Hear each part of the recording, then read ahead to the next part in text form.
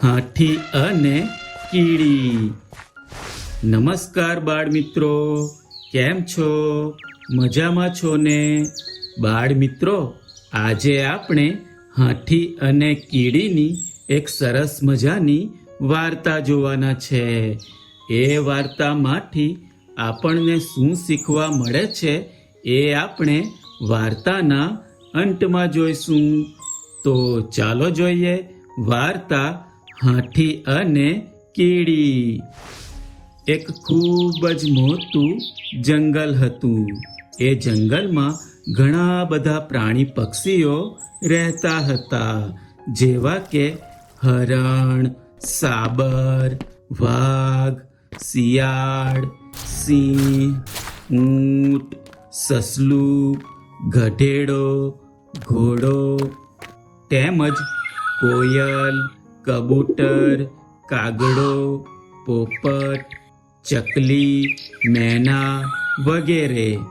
આ બધા પ્રાણી પક્ષીઓ હળીમળીને શાંતિથી રહેતા હતા.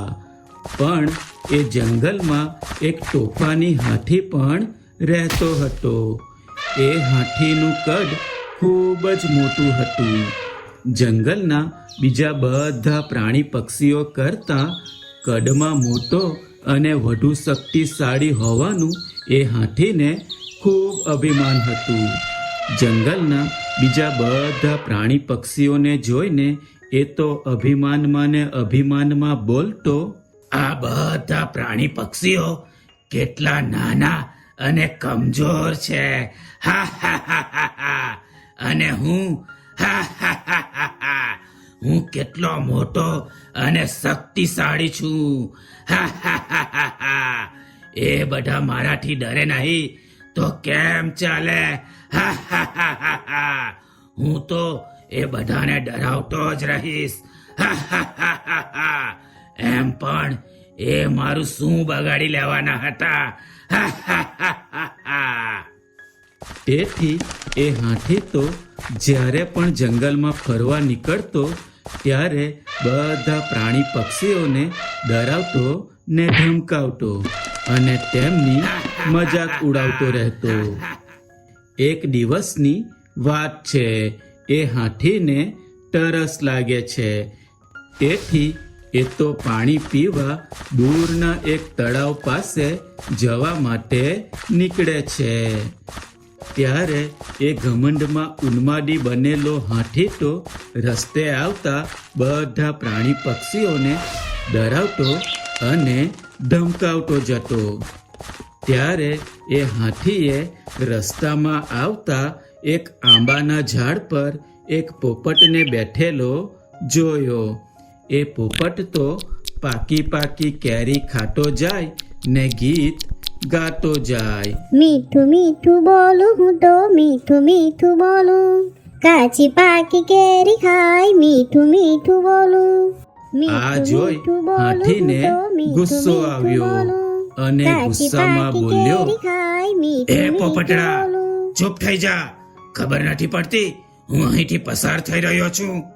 ત્યારે પોપટ કહે, અરે હાથીભાઈ, મેં તમને ક્યાં રોક્યા છે? તમે જાઓ ને તમારા રસ્તે. તો હાથી કહે, એ તો મને ખબર છે. તું નાનકડો પોપટ, મને શું રોકી શકવાનો હતો? હા હા હા હા હા. પણ અહીંથી ઉડી જા. મને જોઈને ડર નથી લાગતો તને? ખબર નથી તને હું કેટલો શક્તિશાળી છું? તો પોપટ કહે, અરે હાથીભાઈ, મેં ક્યાં કંઈ ખોટું કર્યું છે કે તમારાથી ડરું? હું તો ઘણા સમયથી આ આંબા પર રહું છું, કાચી પાકી કેરી ખાઉં છું ને મીઠું મીઠું બોલું છું. એમાં તમને શું વાંધો છે? તો હાથીભાઈ કહે, એટલે તું મને સામું મોઢું આપે છે?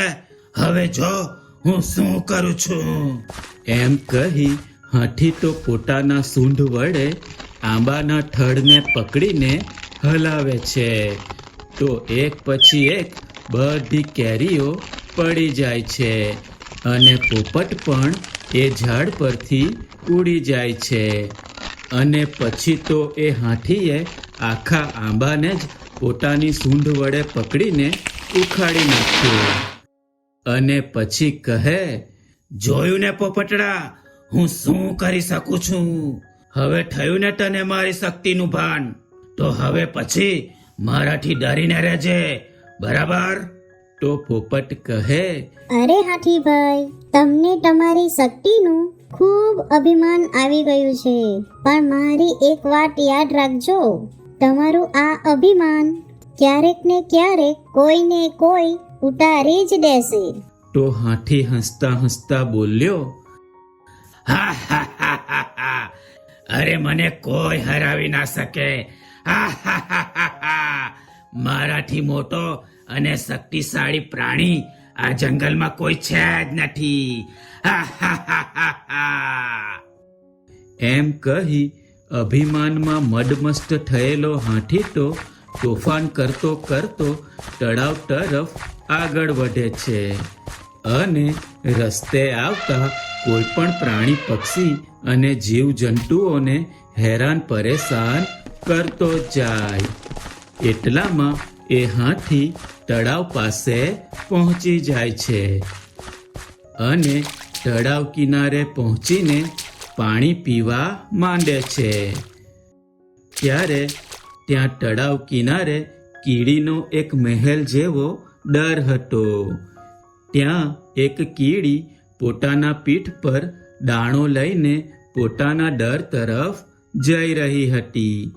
ત્યારે એ અભિમાની હાથીની નજર એ કીડી પર પડી અને એ હાથી તો કીડીને હેરાન કરવાનું ચાલુ કરે છે અને એના રસ્તામાં એક પથ્થર મૂકી દે છે. તો કીડી પોતાનો રસ્તો બદલીને બીજી બાજુએથી જવા નીકળે છે. તો હાથી તો ત્યાં પણ કીડીનો રસ્તો રોકવા માટે પથ્થર મૂકી દે છે. તેથી કીડીને હાથી પર ગુસ્સો આવ્યો અને બોલી, અરે હાથીભાઈ, જવા દો ને મને, કેમ મારો રસ્તો રોકો છો?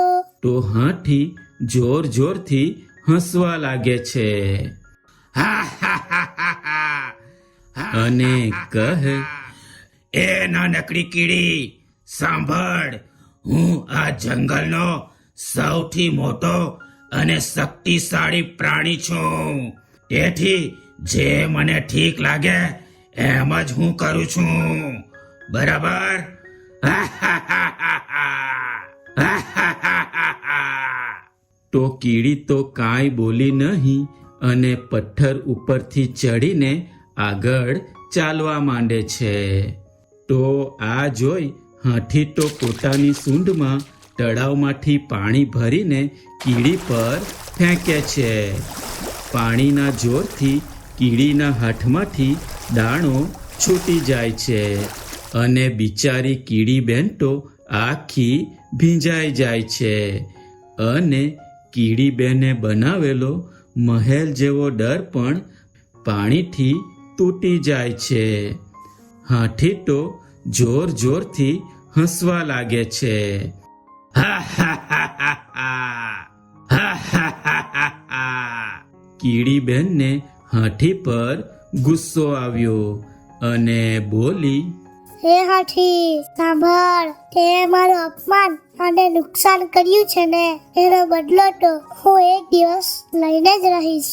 તો હાથી કહે, તું નાનકડી કીડી, મને શું કરવાની હતી? હા હા હા હા હા, તને તો હું મારા પગથી જ કચડી શકું છું. હા હા હા હા હા. એમ કહી હાથી તો ત્યાંથી જતો રહે છે. કીડી બેન તો ફરી હિંમત ભેગી કરી માટીથી પોતાનો ડર બનાવવાનું ચાલુ કરે છે.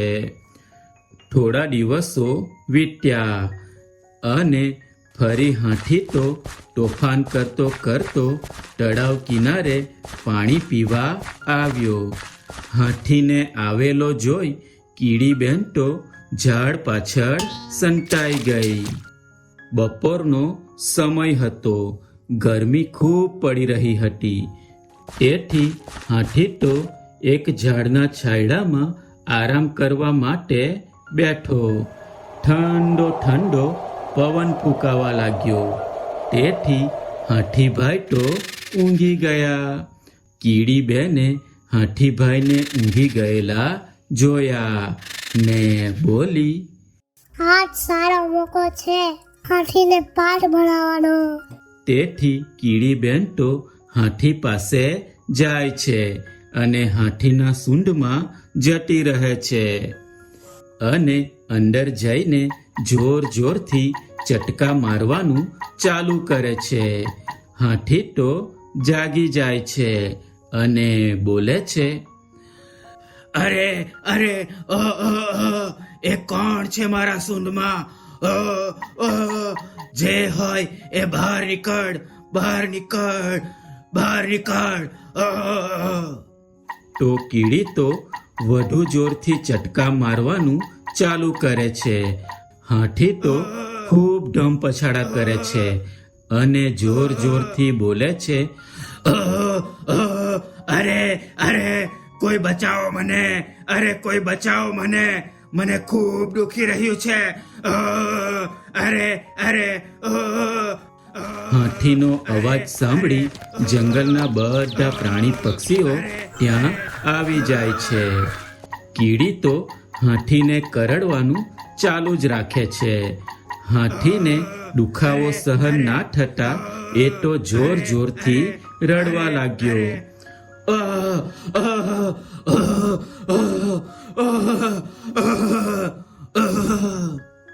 હાથીને રડતો સાંભળી કીડીને હાથી પર દયા આવી જાય છે અને એ ચટકા મારવાનું બંધ કરે છે અને સૂંઢમાંથી બહાર નીકળી આવે છે. હાથીભાઈને તો આંખમાંથી આંસુ આવી ગયા હોય છે. કીડી સૂંઢમાંથી નીકળી જતા હાથીને થોડો રાહત થયો. પછી ત્યાં ભેગા થયેલા પ્રાણી પક્ષીઓમાંથી પોપટ બોલ્યો, કેમ હાથીભાઈ, શું થયું? તમે તો કહેતા હતા ને કે તમને કોઈ હરાવી જ ના શકે. તમને તો આ નાનકડી કીડીએ જ પાઠ ભણાવી દીધો. તો હાથીભાઈને એની ભૂલ સમજાય છે અને એ કીડી અને બધા પ્રાણીઓની માફી માંગતા કહે છે, મને માફ કરો તમે બધા. ખરેખર મને મારા કદ અને શક્તિનું અભિમાન આવી ગયું હતું. તેથી મેં તમને ખૂબ તકલીફો આપી છે. પણ આ નાનકડી કીડીએ મને પાઠ ભણાવી દીધો. તેથી મને સમજાઈ ગયું છે કે ક્યારેય પોતાની શક્તિનું અભિમાન કરવું જોઈએ નહીં. ઈશ્વરે બધાને જ યોગ્ય શક્તિ આપી જ છે. તેથી કોઈ નાનું કે કોઈ મોટું હોતું નથી. તેથી હું તમને હવે પછી ક્યારેય નુકસાન ના પહોંચાડું. હવે પછી આપણે બધા હળી મળીને રહેશું. તો પોપટ બોલ્યો, હા, આ થઈને વાત. બાળ મિત્રો, મજા આવીને આ વાર્તા જોવામાં. બાળ મિત્રો, આ વાર્તા ઉપરથી આપણને શીખવા મળે છે કે આપણને બીજા કરતા વિશેષ મળેલી બુદ્ધિ, બળ, કદ, શક્તિ, પૈસા, વિદ્યા, રૂપ કે રંગનું અભિમાન કરવું જોઈએ નહીં. કારણ કે હાથી જેવા વિશાળકાય પ્રાણીનું જો અભિમાન તૂટી જતું હોય તો આપણું પણ તૂટી શકે છે. આપણે વાર્તામાં જોયું કે પોતાના વિશાળ કદ અને શક્તિના અભિમાનમાં મદમસ્ત થયેલો હાથી જંગલના બધા પ્રાણી પક્ષીઓને નાના સમજી હેરાન પરેશાન કરતો રહે છે. પણ જ્યારે એ હાથી કીડીને નુકસાન પહોંચાડે છે તો કીડી યોગ્ય સમયની રાહ જોઈ જ્યારે એક દિવસ હાથી ઝાડના છાંયડામાં સૂતો હોય છે ત્યારે એની સૂંઢમાં જઈને ચટકાઓ ભરે છે. અને હાથીને પાઠ ભણાવે છે. આમ બાળ મિત્રો, એક નાનકડી કીડી પણ હાથી જેવા વિશાળકાય પ્રાણીનું અભિમાન ઉતારી શકે છે. તેથી બાળ મિત્રો, કોઈને નાનું કે મોટું માનવું જોઈએ નહીં અને વિનમ્ર બનીને સૌ સાથે હળી મળીને રહેવું જોઈએ. બરાબર? તો આવજો બાળ મિત્રો, ફરી મળીશું એક નવી વાર્તા સાથે. આવજો. સબસ્ક્રાઇબ કરો આપણી ચેનલ નાવડીને અને જુઓ સુંદર મજાની વાર્તાઓ.